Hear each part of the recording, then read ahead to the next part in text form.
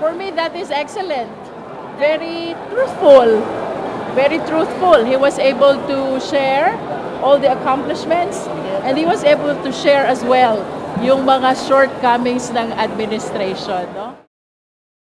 Ito ang naging pahayag ni Batangas 2nd District Representative Jervil Luistro matapos tanungin ukol sa naging sona ni Pangulong Ferdinand Bongbong Marcos Jr. Aniya nararapat rin ang minungkahi ng Pangulo na ibalik sa LOA ang pamamahala sa tubig. Bukod pa rito, ayon kay ML Party List Representative Laila de Lima, aniya ang pinakamagandang pahayag ng Pangulo rito ay ukol sa flood control. Binigyan din niyang nararapat isulong ang pananagutan sa mga sangkot sa korupsyong nagdudulot ng problema sa baha at mga anomalya sa water districts. Panagutin yung mga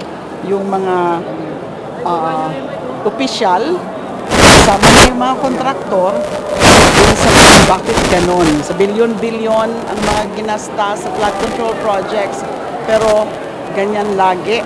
Wala namang nakikita tayong parang proof. Umaasa din ang kongresista na magkakaroon ng konkretong epekto sa masa ang mga nasabing pahayag sa kamakailang sonang naganap. So yung mga good sides, yung mga positive, yung iba doon parang mahirap pang paniwalaan hanggat makita talaga natin at maramdaman ng ordinaryong mga mamamayan na meron mga ganon na mga magagandang proyekto.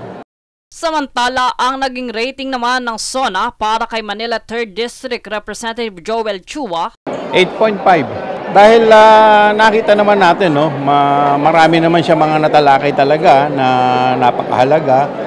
At yung mga inaantay kong marinig, narinig ko. Kagaya po yung problema natin sa baha. Yung binanata niya, itong mga programa sa flood control, isa pa yung problema sa yung isa kanyang stand sa Isabong. Ika ng kongresista, kinagagalak niya din ang free wifi para sa mga mag-aaral at natalakay ang halos pangangailangan ng bawat sektor. Sang-ayon din rito si Lanao del Sur 1st District Representative Sia Alonto Adjong dahil sa naging bahagi sa expanded coverage ng PhilHealth na natatamasa ng mga mamamayan. Sa kabuuan, naging sentro din sa nasabing SONA ang pagmumungkahi ng Pangulo na isantabi na ang pagkakaiba at magkasundo lalo na sa tungkuling sinumpaan para sa taong bayan.